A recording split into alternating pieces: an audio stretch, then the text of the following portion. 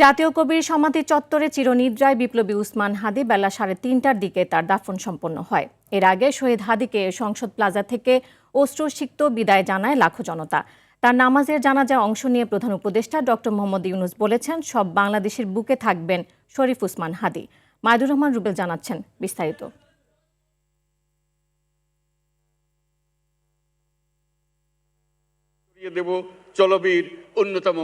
জুলাই গণ অভ্যুত্থানের সম্মুখভাগের যোদ্ধা এবং ইনকিলাব মঞ্চের মুখপাত্র শহীদ শরীফ ওসমান হাদিকে অশ্রুসিক্ত বিদায় জানালেন লাখো জনতা।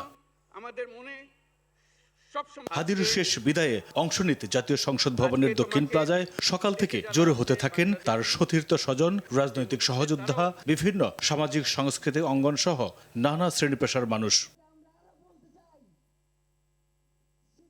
জাতীয় সংসদের দক্ষিণ প্লাজায় বিস্তীর্ণ মাঠ ছড়িয়ে বিপ্লবী হাদির জানাজা ছড়ায় মানিক মিয়া এভিনিউর প্রধান সড়ক। দৃষ্টিজুড়ে বেদনার্থ মানুষের হাহাকারে বিদায় জানানো হয় হাদিকে।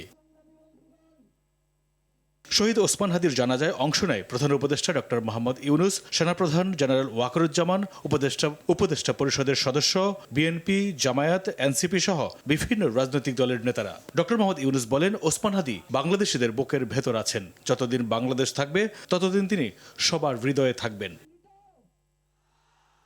পরে ঢাকা বিশ্ববিদ্যালয় জাতীয় কবির সমাধি চত্বরে চিরনিদ্রায় সমাহিত করা হয় বিপ্লবী ওসমান হাদিকে। তুমি আমাদের বুকের ভেতরে আছো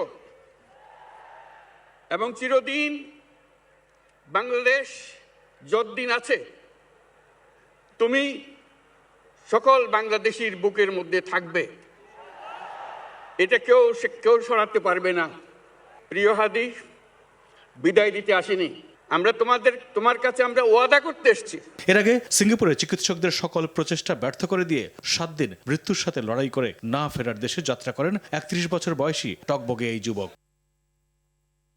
মাইদুর রহমান রুবেল, RTV, ঢাকা।